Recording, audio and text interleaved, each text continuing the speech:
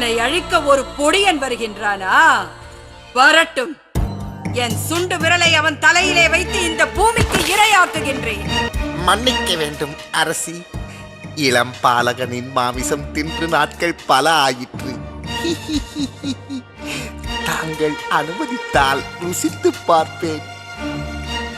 அதற்கென்ன, அப்படியே ஆகட்டும்.